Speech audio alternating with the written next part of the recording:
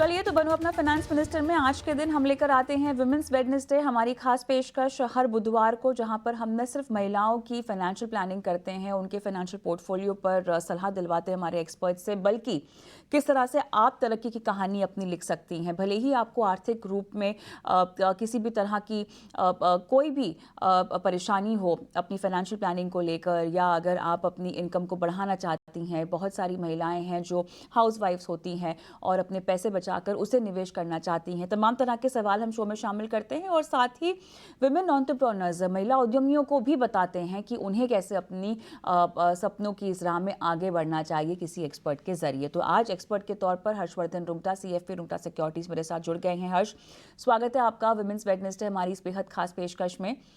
और हमारे साथ पहली महिला दर्शक नीलम भी जुड़ चुकी हैं। नीलम, नमस्कार।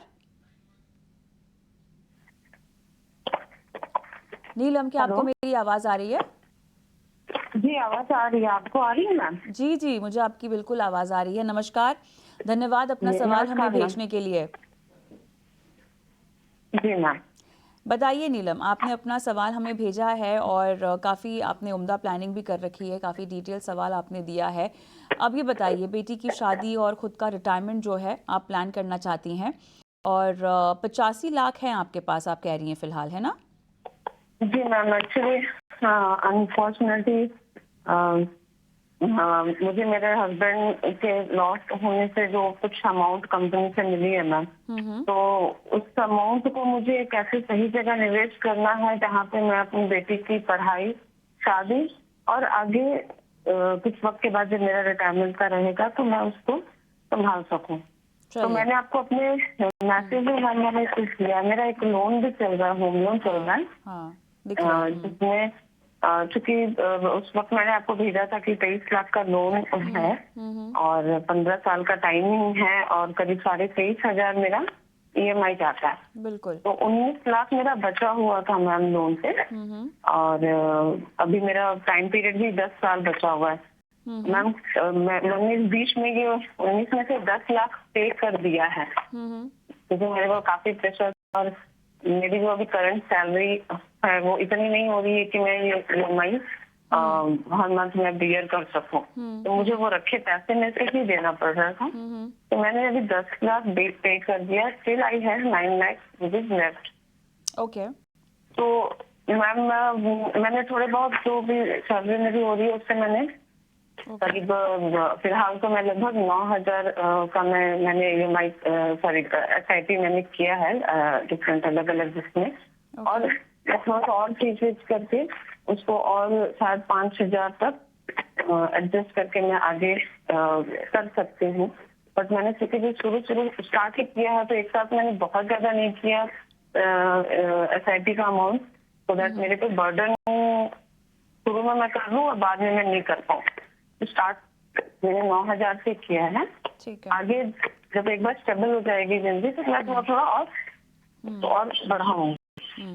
तो मैम मैंने आपको जिससे दिया है मैसेज में मैंने SGB सॉवरेन गोल्ड बॉन्ड में मैंने करीब 5 लाख रुपए इन्वेस्ट किया है जी, और मेरे पास FD है, मेरे पास करीब 7 लाख रुपए की FD है। ठीक है, चलिए काफी डिटेल्स आपने हमें दे दी है जी। क्या कह रही हैं आप? हाँ मैम, मैं वही बता रही थी कि मैंने आपको अपने पॉलिसीज का भी दिया हुआ है, अलग अलग मैंने यहाँ किया है जी। और इन्हीं पैसों को थोड़ा करके मैम मैं जहाँ फंड की डिटेल इन्हीं फंड में मुझे जहाँ थोड़ा समझ में आ रहा है आप लोगों के प्रोग्राम को देख करके, तो मैं थोड़ा बहुत ऐसा लग रहा है कि हाँ लमसम मैं उसमें इन्हीं फंड से कर रही हूँ। डाउट ये है कि मैं सही कर रही हूँ कि नहीं, क्योंकि मुझे बिल्कुल भी आइडिया नहीं है। मैंने बस अभी भी स्टार्ट भी किया है, लगभग यही दिसंबर जनवरी से। मैंने आपको इसका डिटेल भी दिया है कि कब से मैंने सब शुरू किया है। बिल्कुल, वो जानकारी हमारे पास है, हमने एक्सपर्ट को बढ़ा दी है। और चलिए, बहुत उम्दा प्लानिंग की है आपने अपनी। और हर्ष के सीधा पास में जाती हूँ, सीधा आपकी फाइनेंशियल प्लानिंग की हम शुरुआत करते हैं। हर्ष, इन्वेस्टमेंट्स पर तो हम आएंगे ही, लेकिन उससे पहले जो इनका मेन सवाल है इनके लोन का, 19 लाख बचा था, उसमें से 10 ये मेरे ख्याल से पे कर चुकी हैं, अब 9 लाख बचा है। तो इनके पास अब जो 85 लाख राशि है, क्या उसमें से ये 9 लाख अपना होम लोन नहीं पे कर सकती? क्या वो सही नहीं होगा? पहले वो कर दे और बाकी बचा हुआ पैसा वो निवेश करें, क्या ये सही है? जी हाँ कविता। मेरा भी सुझाव यही है कि देखिए अभी दो सिचुएशन है। इन्होंने अपने सवाल में ये पूछा था कि क्या ये पैसे अगर मैं लमसम नहीं देती हूँ लोन रीपे करने के लिए, तो मैं इसे अगर एक बैलेंस एडवांटेज फंड या हाइब्रिड फंड या ऐसी कोई स्कीम्स में हम पैसे लगाते हैं तो उसका वो और उधर से SWP सेटअप करें तो इनके लिए बेटर होगा क्या कि वो EMI जितनी SWP है वो करके फिर अपनी EMI भर दें। सो वेल ये अगर हम practical calculation point of view से देखें, सो कैलकुलेशन अगर हम करेंगे तो ये बहुत क्लियर है कि ये इक्वेशन जो है कि आप म्यूचुअल फंड में इन्वेस्ट कर दें।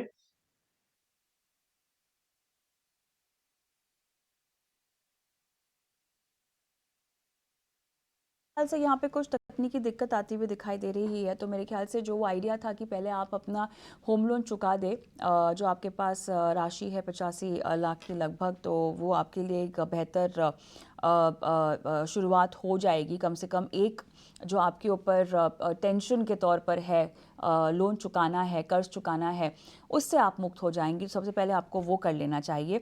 और नीलम, आपकी बेटी फ़िलहाल तो 10 साल की है। एजुकेशन के लिए आप जो पैसे इकट्ठा करना चाहती हैं, तो ये कितना 5-6 साल में आपको कितने पैसों की ज़रूरत होगी, कुछ आइडिया है? मैम अगर क्योंकि मेरा अपना है कि मैं उसे मेडिकल की पढ़ाई कराऊं, और जहाँ तक मुझे जितना समझ में आ रहा है मेडिकल की पढ़ाई करने के लिए तकरीबन 1 करोड़ चाहिए रहेगी। तो ये 5-6 साल में ही आपको चाहिए होगी राशि? Ma'am she is right now in class 6, अभी वो छठी में आने है। वाले ठीक। और 5 साल लगभग मैंने पर चलूँ तो। चलिए ठीक है। तो हर्ष, बेटी को मेडिकल की पढ़ाई करवानी है और मेरे ख्याल से और 6-7 सालों में ये कह रही हैं कि इनको लगभग 1 करोड़ रुपए की ज़रूरत पड़ जाएगी। तो पहली जो आपकी बात से समझ में आया हमें कि इन्हें अपना लोन चुका देना चाहिए। तो जो राशि है उनके पास जिसको वो निवेश करना चाहती हैं, उसमें से 9 लाख का ये होम लोन चुका दें। अब आते हैं इनकी फाइनेंशियल प्लानिंग पर। तो क्या क्या फंड्स आप रेकमेंड करेंगे? मौजूदा फंड्स अगर हम देखें तो निप्पॉन इंडिया का स्मॉल कैप है, SBI का स्मॉल कैप है, HDFC मिड कैप अपॉर्चुनिटी है, HDFC उसी में SIP भी चल रही है, लमसम भी चल रहा है, और पराग पारेख का फ्लेक्सी कैप है, ICICI Pru Nifty 50 index fund भी है। जी हाँ कविता। जो पहली जो हमारी सलाह थी वो यही थी, जैसे आपने कहा कि क्योंकि हम ये जानते हैं प्रैक्टिकल पॉइंट ऑफ व्यू से मार्केट की वोलेटिलिटी को हैंडल करना इतना आसान नहीं होता है जितना हम प्रैक्टिकल कैलकुलेशंस की बात करते हैं। तो यस, इन्हें अपना लोन होम लोन जो है वो चुका दें ताकि वो बिना कोई वरीज के आगे की पूरी प्लानिंग कर सकती, कोई EMI का बर्डन इनके ऊपर रहेगा नहीं। तो जो स्कीम्स मैंने सिलेक्ट की है इनके एग्जिस्टिंग पोर्टफोलियो को ही छांटा है थोड़ा, और उसके बेसिस पे ये कंटिन्यू जो जितना भी इन्वेस्टमेंट इन्हें करना है ये कंटिन्यू करें। ICICI Pru Nifty 50 index fund, Parag Parikh flexi cap, HDFC mid cap and SBI small cap, ये स्कीम्स इनके पोर्टफोलियो में ऑलरेडी है, तो इन्हीं में ये कंटिन्यू करते हुए आगे से इन्वेस्ट करें। किस तरह से इन्हें निवेश करना चाहिए? राशि के हिसाब से आप इनको मदद क्या कर पाएंगे हर्ष?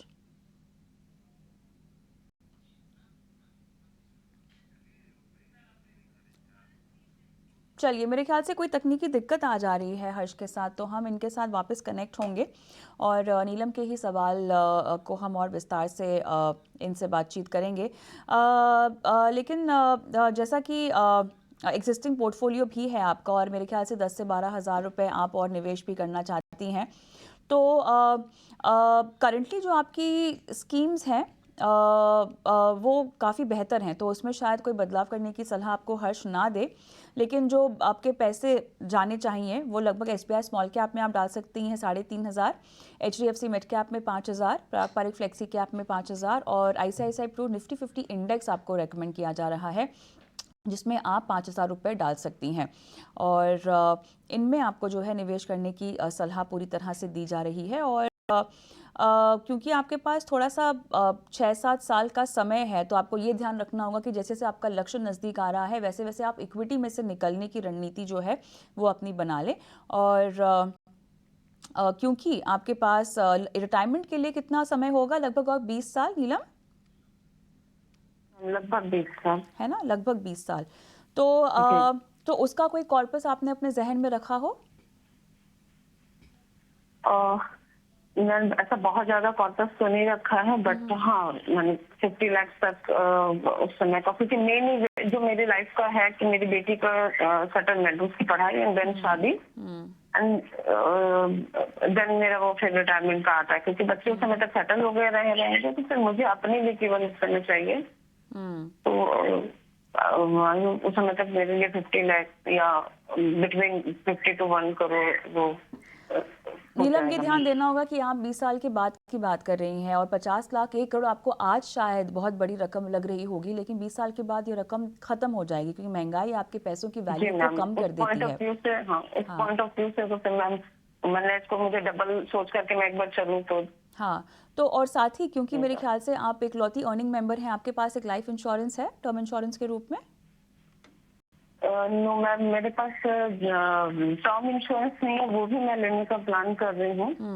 मैं इसके लिए भी सर्च कर रही हूँ एक बढ़िया प्लान, क्योंकि फीमेल मेंबर को ज्यादा अमाउंट का नहीं मिलता है, मुझे 50 लाख to 70 लाख की ही मिलेगा। वो भी मैं उसको अभी अपने इसमें शामिल करूंगी, मैम लूंगी। बिल्कुल, मेरे हेल्थ ख्याल से इंश्योरेंस किसी कंपनी की ओर से है मेरे पास, हाँ हाँ, नहीं, कंपनी आपके की ओर से निवेश प्लानिंग में प्रोवाइडेड है। सबसे पहला काम होना चाहिए कि आप सही इंश्योरेंस अपने लिए ले लें। और चलिए फिलहाल एक छोटा सा ब्रेक मुझे लेना होगा, लेकिन ब्रेक के उस पार हम जुड़ते हैं हर्ष के साथ और एक बार फिर से आपकी फाइनेंशियल प्लानिंग करते हैं।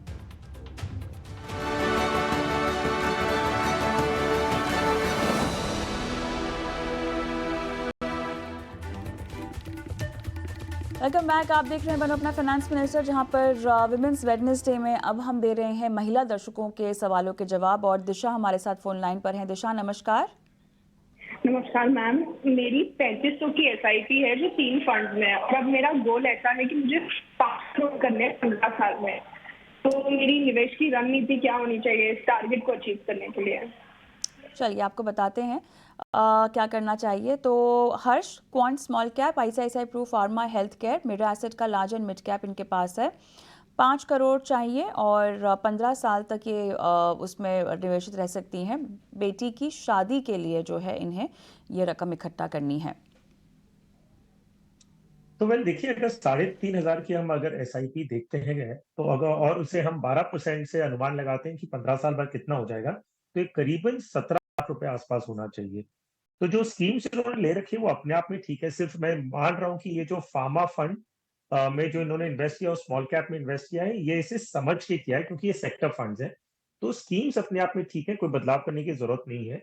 अ, सिर्फ इन्हें ध्यान देना होगा कि ये जो सेक्टर फंड और स्मॉल कैप में किए हैं, ये इसे ट्रैक और मॉनिटर कर सकती है। तो और जहां तक मेरे लार्ज एंड मिड कैप का सवाल है, उसमें कोई दिक्कत नहीं है। सिर्फ फार्मा फंड और स्मॉल कैप में थोड़ा इसे और बारीक से इसे ध्यान देकर चलना होगा। और जब इन्हें लगे कि ये इनकी वॉलेटिलिटी ये समझ नहीं पा रही है, तब ये इनमें से एग्जिट कर लें। हालांकि इनके पास एक और ऑप्शन है कि अगर ये ऐसी 3 अलग-अलग कैटेगरीज में इन्वेस्ट कर रही हैं, इससे अच्छा इनके पास एक ऑप्शन है कि अगर ये चाहें तो पूरा का पूरा 3,500 रुपए एक मल्टी कैप में इन्वेस्ट कर दें, तो इन्हें 3 अलग-अलग स्कीम रखने की भी जरूरत ना होगी। तो ये ICICI प्रू मल्टी कैप या मेरा एसेट मल्टी कैप, दोनों AMCs में इनके पास ऑलरेडी फोलियो खुला हुआ है। तो इन्हें सिर्फ स्कीम बदलनी है और कोई भी एक स्कीम पे अगर रख लें, इनके ट्रैकिंग मॉनिटरिंग ज़्यादा आसान हो जाएगा। चलिए, तो ये है सलाह दिशा के लिए। और लंबी अवधि के लक्ष्य आप लोग बांध तो लेते हैं, लेकिन बहुत ज़रूरी है कि थोड़ा सा भरोसा, क्योंकि हर्ष अक्सर क्या होता है ना, उतार चढ़ाव जब होता है बाजार में तो निवेशक डर जाते हैं। अगर एक तरफा चाल चल रही हो, मुनाफे से डरते हैं। अगर बहुत ज़्यादा उतार चढ़ाव हो और थोड़ा सा कमज़ोरी की ओर अगर बाजार का हाल करवट ले चुका है, तो उससे परेशान होकर अपने निवेश को या बंद कर देते हैं या निवेश से निकल जाते हैं। खासतौर से अगर आपने 10-15 साल का व्यू रखा हुआ है, ज़रूरी है कि संयम रखें, और यही शायद समय भी है कि आप अपने फंड की परफॉर्मेंस को भी ट्रैक करें। और जब बाजार में एक तरफा चाल चल रही होती तो तमाम तरह के फंड्स का पर इम्पैक्ट तो पड़ता ही है, लेकिन वो भी समय होता है जब आपको फंड मैनेजर की रणनीति समझ में आती है बेहतर तरीके से। आगे बढ़ते हैं। और क्या शीतल पांडे मेरे साथ फोन लाइन पर हैं? शीतल, नमस्कार, कैसी हैं आप? नमस्कार, मैं अच्छी हूँ, आप कैसे हैं? मैं बिल्कुल ठीक हूँ, थैंक यू। बताइए क्या सवाल है आपका? मैम, बेसिकली मैं SIP करना चाह रही हूँ 20 साल के लिए 5,000। ओके, और 60 साल के बाद आपको जो है हर महीना SWP के जरिए वो पैसा भी चाहिए। ठीक है, ऑलराइट, चलिए आपका सवाल समझ गए हैं। हर्ष, बहुत ही इंटरेस्टिंग सवाल है और फ़िलहाल 20 साल के लिए ये 5,000 की SIP करना चाहती हैं और बाद में रिटायरमेंट पर SWP जैसे सुविधा का इस्तेमाल करना चाहती हैं अपनी एक मुश्त रकम का इस्तेमाल करने के लिए। हर महीने कितना मिलेगा ये जानने के लिए, ये बताने के लिए हमें ये जानना ज़रूरी है कि इनको कितना चाहिए होगा हर महीने और किस तरह से इन्हें एक मुश्त रकम भी इकट्ठा करनी है। बहरहाल सबसे पहले हम SWP बात कर लेते हैं, इससे पहले कि इनको बताएं कि कैसे इनको SWP लागू करना चाहिए अपने निवेश पर। SWP होता क्या है और कैसे इसकी प्लानिंग के लिए आपको सही समय पर निवेश की प्लानिंग कर लेनी चाहिए। तो देखिए कविता, SWP क्या है? जैसे आप इन्वेस्टमेंट अगर करते हैं तो वो है SIP। आप हर महीने की जब पैसे जमा करते हैं, सिस्टमैटिक इन्वेस्टमेंट प्लान कर रहे हैं, तो आपके बैंक अकाउंट से पैसा निकलता है और इन्वेस्टमेंट में जाता है। SWP उसका रिवर्स है, एकदम उल्टा है, जहां आपका पैसे ऑलरेडी म्यूचुअल फंड में जमा हो चुके हैं और अब आपको एक सिस्टमैटिकली आप उसे विड्रॉ कर रहे हैं कि हर महीने आप अपनी जरूरत समझते हैं कि कितनी है और आपका जो कॉर्पस इकट्ठा हुआ हुआ है उसमें से आप हर महीने एक एक फिक्स्ड अमाउंट विड्रॉ करते हैं, तो वो SIP का उल्टा होता है। अब जहां तक शीतल का सवाल है, इन्होंने बताया कि 5,000 रुपए ये इन्वेस्ट करना चाह रही है 20 साल के लिए। अगर हम एक 12% से इसका अनुमान लगाए रिटर्न आता है अगले 20 साल में, तो इनके पास करीबन 50 लाख रुपए इकट्ठा हो जाएगा। जो ये 5,000 रुपए निवेश करना चाह रही है उसके लिए मैं 2 स्कीम्स इन्हें बताता हूँ, काफी है। सो एक पारंपरिक फ्लेक्सी कैप जिसमें 2,500 रुपया करें और ICICI Pru large and mid cap जिसमें 2,500 रुपया करें। अब ये इकट्ठा होते होते मान लीजिए अगर 50 लाख बन जाता है जो हम अनुमान लगा रहे हैं, वहां से इन्हें अगर सस्टेनेबिलिटी के पॉइंट ऑफ व्यू से देखना है कि मुझे हर महीने जिंदगी भर मुझे पैसे आते हैं, तो लगभग 4% का आप है ना विड्रॉल रेट समझिए। तो अगर 50 लाख का आपका कॉर्पस इकट्ठा हो गया है, आप सालाना 4% का अनुमान लगाएं कि इतना आप विड्रॉ करेंगी, तो करीबन 2 लाख रुपया साल का, तो करीबन क्या 15,000 आसपास, 15-17,000 आसपास हुआ जो आप हर महीने निकालेंगी। तो ये कॉर्पस ही बना रहेगा और ये कंटिन्यूसली आपको आजीवन इसका SWP के रूप में आपको पैसे आते रहेंगे। और हालांकि ऐसा कोई 4% का नियम नहीं है, आप अपनी जरूरत के हिसाब से अमाउंट बढ़ा भी सकती है, घटा भी सकती है। सिर्फ अगर आपको कई लोग पूछते हैं कि कंटिन्यूटी पॉइंट ऑफ व्यू से कितना हमें निकालना चाहिए ताकि कॉर्पस डिप्लीट ना हो और हमें लंबी अवधि तक वो कॉर्पस जमा रहे और हमें रिटर्न आता रहे, तो वो करीबन 4% का अनुमान लगाते हैं। सो SWP क्या है ये हमने समझा दी, उसमें कोई फिक्स्ड अमाउंट नहीं है, आप अपनी जरूरत के हिसाब से रिटायरमेंट के टाइम पे डिसाइड कर सकते हैं कॉर्पस का कितना आपको हर महीने विड्रॉ करना है। और वो फिक्स्ड भी नहीं है, अगर आप एक महीने में आप मान लीजिए 15-17,000 निकालती हैं, अगले महीने आपको 25,000 चाहिए तो आप कर सकती हैं, आपको चाहिए तो आपको 10,000 भी कर सकती है। तो SWP आपको खाली रीसेट करना होगा, लेकिन एक बार आपने तय कर लिया इसका ये मतलब नहीं कि आप उसे चेंज नहीं कर सकती। तो शीतल के लिए ये सलाह, लेकिन हमारे साथ एक और दर्शक फोन लाइन पर हैं, शिंदे साहब, नमस्कार। नमस्कार मैडम। ओके सर, आपके पास क्वांट का स्मॉल कैप है, HDFC मिड कैप, HDFC का फ्लेक्सी कैप, पराग पारिक का फ्लेक्सी कैप, SBI का कॉन्ट्रा, ICICI प्रू का वैल्यू डिस्कवरी। 24,000 की आप SIP कर रहे हैं, 10 साल करना चाहते हैं, 1 CR आपका लक्ष्य है। ओके, हर्ष। जी हाँ, देखिए अगर हम 1 करोड़ का लक्ष्य लेके चल रहे हैं, 10 साल में उन्हें 1 करोड़ रुपए इकट्ठा करना है, तो इन्हें अपना इन्वेस्टमेंट डबल करना होगा। तो अभी ये 24,000 रुपया कर रहे हैं, इनका इन्वेस्टमेंट इन्हें डबल करना होगा, तब जाके 1 करोड़ का लक्ष्य पूरा करेंगे। जहां तक इनके पोर्टफोलियो का सवाल है, कंसोलिडेशन करने की स्कोप है, देयर इज रूम कि ये स्कीम्स को थोड़ी कंसोलिडेट करें। ये नहीं कि बाकी स्कीम्स अच्छी नहीं है, लेकिन सिर्फ कंसोलिडेशन पॉइंट ऑफ व्यू से हम इनकी स्कीम 4 मिला के रखेंगे। वो है पराग पारिक फ्लेक्सी कैप में 6,000, HDFC मिड कैप अपॉर्चुनिटीज में 6,000, SBI कॉन्ट्रा और क्वांट स्मॉल कैप फंड दोनों में 6,000। तो 4 स्कीम में ये 6,000 रुपए निवेश करेंगे, तो इनका पोर्टफोलियो कंसोलिडेट हो जाएगा, डाइवर्सिफिकेशन का पर्पस पूरा हो जाएगा। लेकिन जैसे मैंने कहा कि ये जो बाकी की स्कीम्स मैंने जो कंटिन्यू नहीं करने के लिए कहा है, इसका ये नहीं मतलब कि वो स्कीम्स अच्छी नहीं है, सिर्फ कंसोलिडेशन और कोई मतलब आपको कंसोलिडेशन ताकि ट्रैकिंग आगे जाके हुए आसान रहे। 1 करोड़ का अगर कॉर्पस चाहिए तो आपको आपका इन्वेस्टमेंट डबल करना होगा। कोई और सवाल पूछना है आपने? नहीं मैडम, ठीक है मैम। मतलब 2 स्कीम बंद करना है मैम और बाकी 4 में कंटिन्यू करना है। बिल्कुल सर। शिंदे साहब, वैसे ये शो हम लोग यूट्यूब पर भी डालते हैं, चैनल के यूट्यूब पे ना, कोई सलाह अगर मिस हो गई हो तो आप वहाँ भी सुन सकते हैं show. Thank you. Patel ji का सवाल मैं लेती हूँ। क्या ये मेरे साथ फ़ोन लाइन पर हैं? चलिए, ये फ़ोन लाइन पर नहीं है हर्ष, लेकिन इनका सवाल आपके पास होगा। और इन्होंने अभी शुरुआत की है अपने इन्वेस्टमेंट की, और कुछ फंड्स इनके पास जो है बता देती हूँ। SBI का लार्ज और मिड कैप है, SBI टेक्नोलॉजी है, HDFC मल्टी एसेट है, और लमसम इन्वेस्टमेंट इन्होंने कर रखा है ICICI प्रूडेंशियल इनोवेशन फंड में, क्वांट के LSS में। और ये अपने पोर्टफोलियो को चेक करना चाहते हैं, और साथ ही नया फंड इनको डालना है 4,000 रुपये के लिए, एक फ्लेक्सी कैप। बताइए हर्ष। 1,10,000 जी हाँ। रुपए का टोटल अमाउंट है इनका जो इन्वेस्टेड है बाजार में, ये बोल रहे हैं।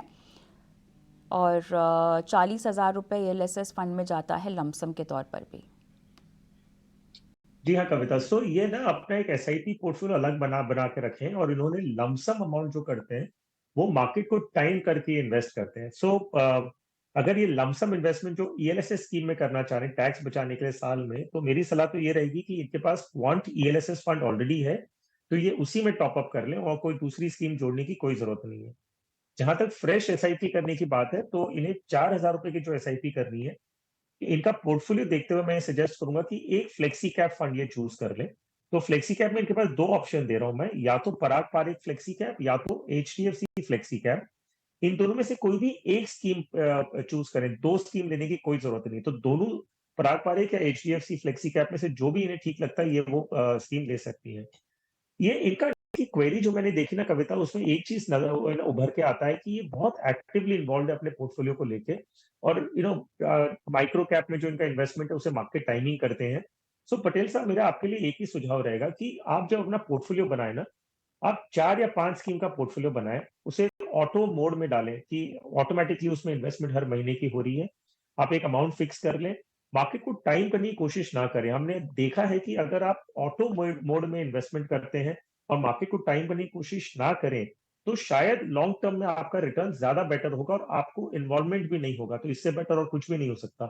तो आप एक्टिवली इन्वॉल्व हैं वो ठीक है, लेकिन जहां तक पैसिवली अगर आप इन्वेस्ट करें, विच मीन्स ऑटो मोड में जाने दें अपने इन्वेस्टमेंट को, मार्केट को टाइम करने की कोशिश ना करें, हो सकता है कि आपको एंड में जो मेच्योरिटी है या जो टर्म आप देख रहे हैं उसके बाद में जो पैसे बने वो शायद बेटर बने इन कंपैरिजन टू जब आप उसे एक्टिवली मैनेज करते हैं। तो मेरी सलाह ये रहेगी कि ज्यादा इन्वॉल्व अपने इन्वेस्टमेंट से ना हो, उन्हें अपने आप में ग्रो करने दें, वो ज्यादा बेटर होगा। ऑल्सो जैसे कि आपने कहा कि इन्होंने अपनी SIP और लमसम को बहुत ज़्यादा मिक्स करके रखा हुआ है, सेग्रीगेट मतलब डिटेल्स के हिसाब से थोड़ा सा कॉम्प्लिकेटेड लग रहा है, वरना आई एम श्योर इनको पता है कि इन्होंने कहाँ लमसम किया है, कहाँ SIP की है। लेकिन बहुत निवेशक ऐसा करते हैं हर्ष। जिस फंड में आप SIP कर रहे हैं उसी फंड में आप लमसम भी निवेश करें, ये रणनीति वैसे गलत तो है नहीं, लेकिन ये रणनीति आप कब कब अपना सकते हैं? तो इनफैक्ट कविता, आपका एक बार जब कोई भी AMC में, कोई भी म्यूचुअल फंड में आपका फोलियो खुल जाता है, उसके बाद में आप उसमें अगर वही फोलियो में आप वही स्कीम में आप SIP कर रहे हैं, आपको एक दूसरा फोलियो लमसम के लिए खोलने की कोई जरूरत नहीं है। आप उसी स्कीम में, उसी फोलियो में आप लमसम करें। आपको विड्रॉ करना तो वहीं से आप विड्रॉ कर सकते हैं। तो जब आपके पास एक ही फोलियो रहेगा, जब आप म्यूचुअल फंड से उसका कंसोलिडेटेड स्टेटमेंट या अकाउंट स्टेटमेंट, साल का स्टेटमेंट मंगाते हैं, तो सब आपको एक जगह मिल जाएगा। आपको कोई भी बैंक अकाउंट के चेंजेस करने हैं या कुछ भी अपडेट करना है, आपको एक ही फोलियो में करना है। अगर आपके पास एक ही म्यूचुअल फंड के पास 2 फोलियो हैं, तो आपको दोनों में सारे पूरे ट्रांजैक्शन के सारे डॉक्यूमेंटेशन पूरा करना होगा। सो SIP और लमसम अलग रखना है, ये आई थिंक इग्नोरेंस की बात है। ऐसा नहीं कि लोगों को इससे एक अलग करने का कोई स्पेसिफिक फायदा मिल रहा है, सिर्फ उन्हें ये नहीं पता होता कि आप SIP और लमसम या जो भी एक ही फोलियो में आप सब कुछ कर सकते हैं। तो मेरी सलाह तो ये रहेगी कि 2 फोलियोज ना क्रिएट करें, एक म्यूचुअल फंड में एक ही फोलियो क्रिएट करें। और अगर आप अलग अलग स्कीम्स में भी इन्वेस्ट कर रहे हैं, तो एक ही म्यूचुअल फंड की एक ही फोलियो में आप अलग अलग स्कीम्स भी लग सकते हैं, ताकि कोई भी आपको बैंक अकाउंट अपडेशन या नॉमिनेशन या कुछ भी करना हो, वो आप फोलियो में करेंगे, सारी स्कीम्स में ऑटोमेटिकली हो जाएगा। चलिए हर्ष, जितना मुमकिन हो सका हमने सवालों के जवाब दर्शकों के देने की कोशिश की है। इसी के साथ फिलहाल सवाल जवाब का ये सिलसिला हम यहीं थामते हैं। हर्ष, धन्यवाद, आपका समय निकाला और दर्शकों का मार्गदर्शन किया। और वक्त तो हो चला है ब्रेक का।